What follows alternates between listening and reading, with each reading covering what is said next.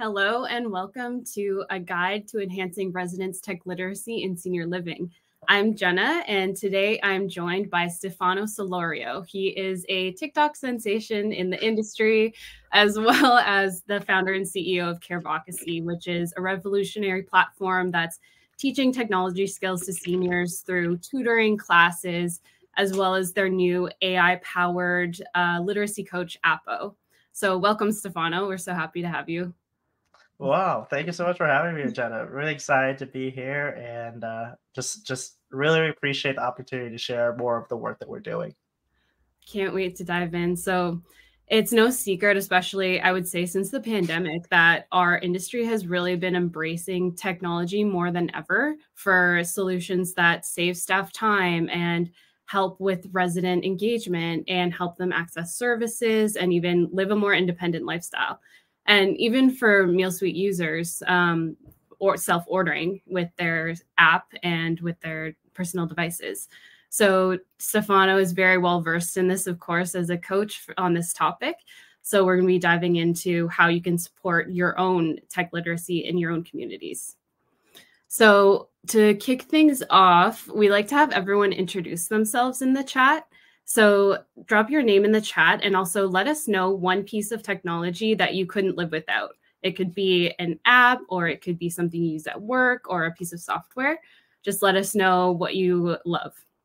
So I'll start with you, Stefano. What can't you live without? Man, the typical answer I would say would be my iPhone. Yeah. I feel like if everything that I need to be on top of everything is usually through my phone. And it's funny enough, I think the newest technology, I would say the most recent one that I can't seem to live without has been ChatGPT a little bit, or just like new AI tools in general. Because it's crazy how far we've come with today's technology and where we are. I definitely agree with that. I've been using ChatGPT a little bit more myself, and it blows my mind every time what it can do. Yeah. And for me, something I couldn't live without, I'll get specific, obviously my phone, but within my phone, I would say Spotify, just because I love music. That's a good one. Yeah, I love being able to listen to any song anywhere that matches my mood and make my playlists and all that. So that's my favorite. Follow up. You said you make your own playlist. How do you title your playlist? Is it based off of like an event or a mood, anything like that? It's actually pretty mood based. I have one just called Chill, and I have one called Upbeat, and I also have an oldies favorites playlist. Those are probably my top 3 right now. Yeah, I have one that's called Getting Ready for a Meeting. it's like the pub songs that you listen yourself to. up. You know what I mean? Like, yeah, I know what I'm talking about going in. Yeah, that's I actually thought about doing that before this live. I don't know why I didn't. I should have. Yeah. Oh, there's always it's never a bad thing to make a playlist for something like this. So yeah. Awesome. So let's dive into it. And before we start, sorry, we're going to save a few minutes towards the end for a Q&A with Stefano. So if you have any questions throughout, drop them in the chat and we're going to get to them at the end. So diving into it, I know, Stefano, you have a fairly personal story behind why you started Carevocacy. So can you tell us about yourself and your story and how that all started for you in the industry? Yeah, so before the work that we're doing now, about 6 years ago, my family and I decided to take on the responsibility of caring for my grandma who's living with Alzheimer's. She's currently 79 years old. She'll be turning 80 in a few months, so that's pretty exciting. But it was actually around the time when I was a freshman in school and navigating what it felt like to be a college student the first time, but then on top of it, being a caregiver. And then throughout that caregiving journey, I had to make decisions in benefit of our situation and to be able to be closer to home and to be able to be managing a job at the same time. I'm sure the people out there who are caregivers or family caregivers could relate to that experience and kind of the sacrifices you have to make for that situation. But as an entrepreneur, you tend to always look at the positives and the opportunities that came around that situation. And so when I realized that I was going to be a caregiver and I had to make certain changes in my life, I kept thinking about like what could I do career wise that still aligns with the flexibility or aligns with my availability as a caregiver. And I thought, why not explore things, solve problems for fellow caregivers at the time? And that's really how the idea of Carevocacy came about, where it was more of like a very personal situation of like turning something that tends to be very painful sometimes into a positive opportunity. Mhm. And I started to really take a deep dive into the technology world around caregivers and aging and older adults. And I looked at home health, senior living, healthcare systems, a variety of categories in the space treating older adults in general. And that's how I came across digital literacy and really was drawn to the passion of educating people. I think it's a very, very common situation to be in as a young person being asked on how to navigate the technology. And I thought, let me take something that we all experience at one point and let's just turn up to 150%. Like branding wise and the story and everything that we're doing, how can we take something that is so common into a very unique experience for not only our learners but then as well as our people that we impact, let it be our clients or our organizations or even their loved ones. So yeah, I would say I like to kind of describe my like beginnings into like three C's, which was college, caregiver, and CEO, and at the same time. So it was just um, a lot of titles, and this happened right as the pandemic was happening as well too. So that was around 2020, so a few years ago. So a lot of things. Actually, another C, I COVID. know, I was Right? just gonna say I was COVID. like, what am I? Let me add that too to the other Poor C, which Steve's. is exactly so. Um, it was very timing, but also looking back at it and just kind of being practical about it, like even more today, before or after or during the pandemic, digital literacy at its core continues to be an ongoing problem, Mhm. because it's something that we need to solve, but it can get very complicated. But I feel like we've taken up on that challenge very well. And that kind of relates to the upcoming question, which is why should senior living providers prioritize tech literacy with their residents? Is there any risk to not doing so? And why is it important ongoing? I think the risk that you'll run into is that you'll just have a lot of people asking you questions. The more that you introduce a new topic to a group of people, the more questions that comes through. But if you're like us and you welcome those questions and that tech curiosity, then that to us is an opportunity to really impact change and change minds about technology.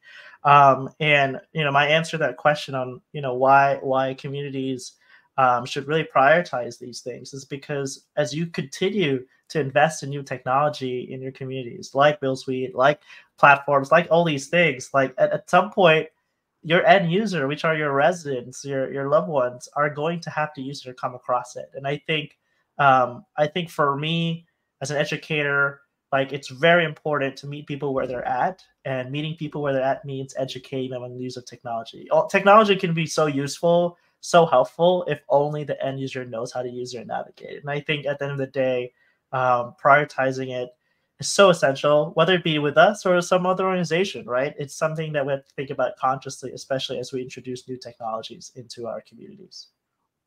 Yeah, you're absolutely right. That definitely struck a chord that, the technology is only so good as the end user. And when we're implementing these technologies in our operations, if our seniors aren't comfortable using it, it's not as useful as it can be. And we know that technology is going to continue to spread throughout the industry, and it's more important than ever. Yes, definitely. So, on that note, can you share specific strategies or programs you'd recommend to get residents more comfortable with technology, considering that they may be not familiar or a little fearful of technology? Wow. Trying to think certain strategies besides taking us on. No, I would say, you know, I can't speak for the directors and the staff that are in these communities. You know your people, your residents like yourself to really know what is the best way to engage them.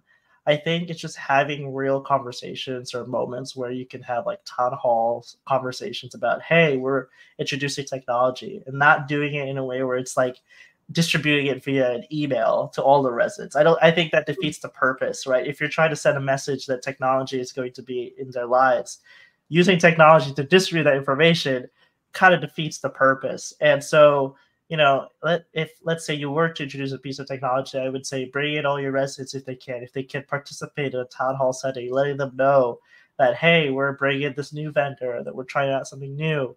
I feel like that would really create some sort of opportunity for them to have a say in some of the technology that's put into these places.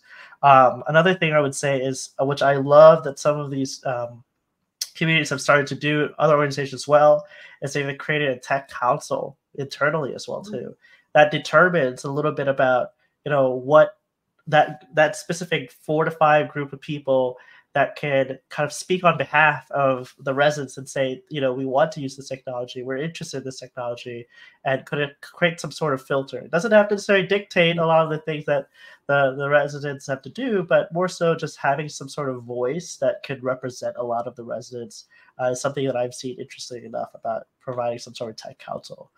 And then the last thing I would say, other strategies that I've seen that has worked very well. I don't think it's necessarily strategy, but I think it's like a mindset shift for a lot of organizations, which is that to not be afraid to introduce technology to older adults in general, right? That it is something that people are excited about to have, and to almost train your staff and your team that everybody here is ready to learn, that we're here to be patient. And I think having that kind of approach to residents and to people in general could really be effective in actually distributing that piece of technology. Did I answer that question? Yeah, for sure. And I think Perfect. from Yeah. what I've seen of you, you also just make it fun. You're Yes. out there making videos with the seniors, and they just look like they're having a blast. So I love how you bring the fun element to it. You're not making it seem like a chore. It looks like they're having a really good time. Yeah. So yeah, I will say that is a strategy in itself Yeah. of like turning tech education, digital literacy as a fun topic. Because at the end of the day, no one wants to sit in a class for more than an hour, let alone something that they've not made to be interested in, right? So it's all about thinking of ways that could really distinguish yourself from other types of things that really require a form of digital literacy. And so for us, as you probably see on our pages, and by the way, it's not just me, it is obviously just my team who are part of it in the way, coordinating that too. But yeah, from our content standpoint, like we want to showcase like what older adults can do when it Mhm. comes to technology, and I feel like we've done a really good job in showcasing that. A lot of our organizations that we work with enjoy the opportunity that they could get to show their residents, and the content that comes with it has been really interesting. um, like for example, I remember back in the day, like how we really got ourselves on the map in senior living and a lot of the aging place and aging technologies, because I posted a TikTok video on LinkedIn, and I was teaching a group of our seniors on how to do a TikTok trend dance, and it was the most real experience that I had on recorded. Um, and I think a lot of people enjoyed it. I think I had a lot of views on that video, probably 50 to 100,000 views that were on that video.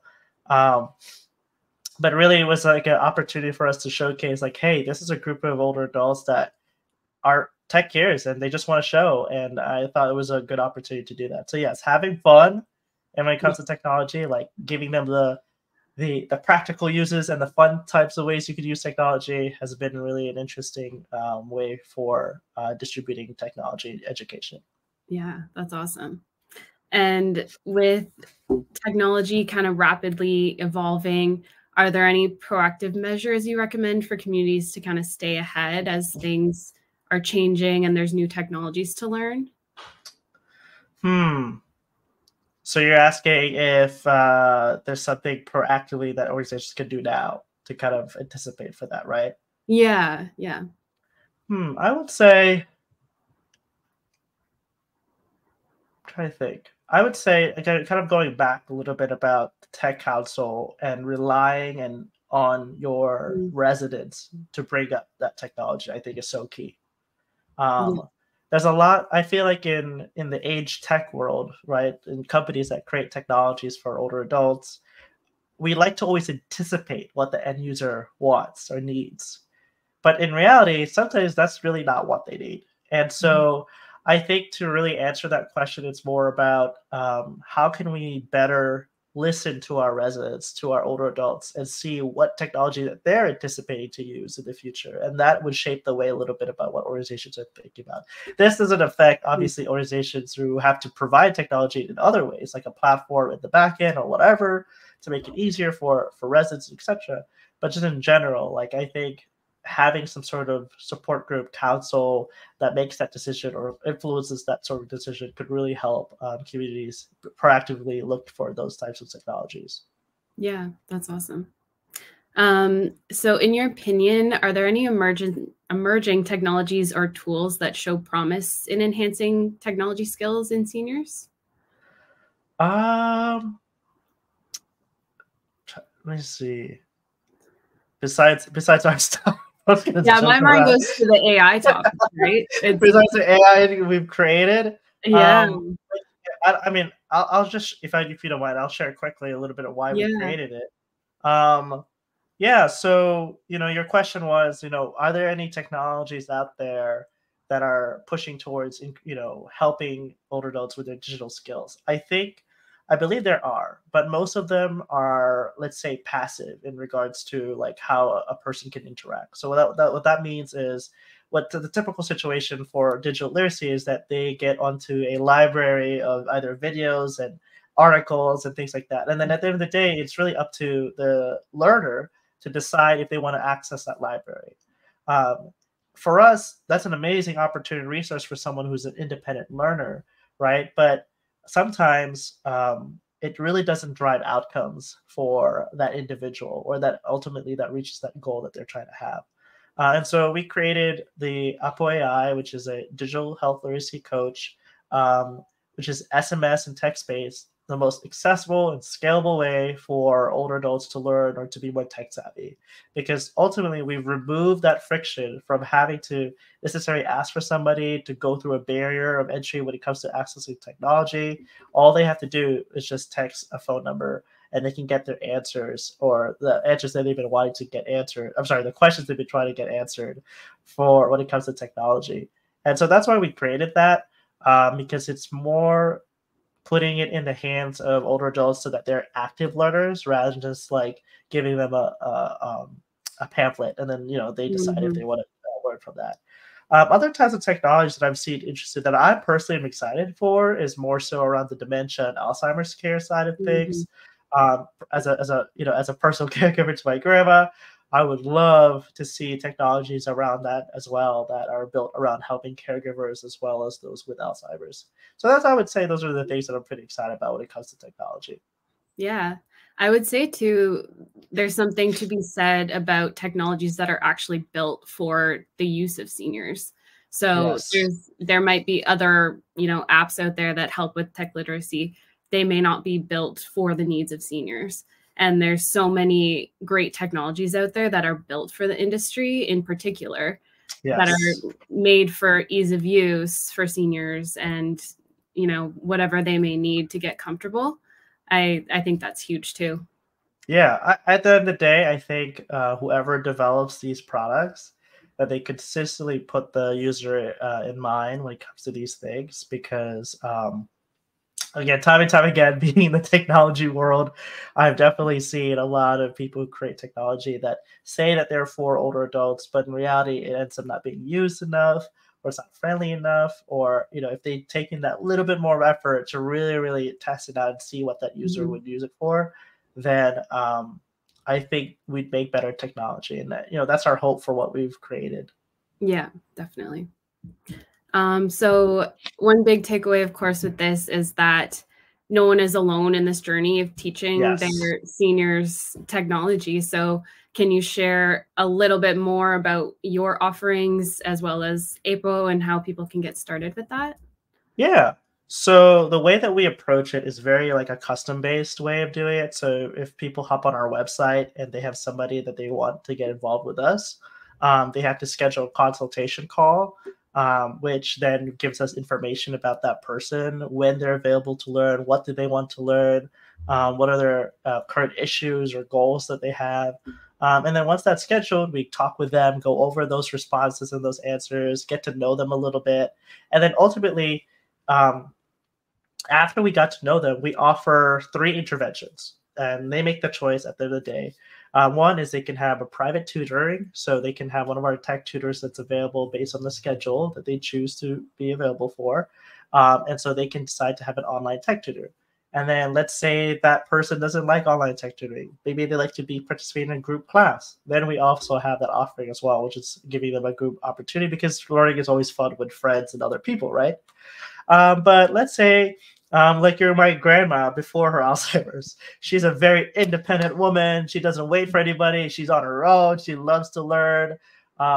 Then we would offer the Apple AI, which is something that most people who are independent learners or just want to be able to simply get an answer right away could use. And that's just simple as well too. They just provide us their phone number, email address.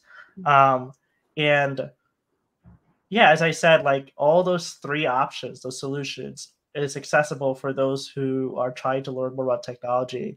And at the end of the day, they decide to choose which one works for them. On the side of how we work with organizations, preferably, I think the best way to recommend for how we work with organizations right now is using our product Apple AI, which is something that is so. Again, if you haven't tested it out, I highly recommend it. But that's just I may be sounding biased, but I do think it's like the most accessible way to learn technology because so the way that we designed it was really in the mindset of like if I was a learner and I need my questions asked, like how do I do that? Do I do it through a phone call or do it through a text? And we thought it would be the best way to do it through text, so that way that the person who's asking those questions can see the breakdown of those answers on the questions that they asked. So we thought that would be the best way to do that.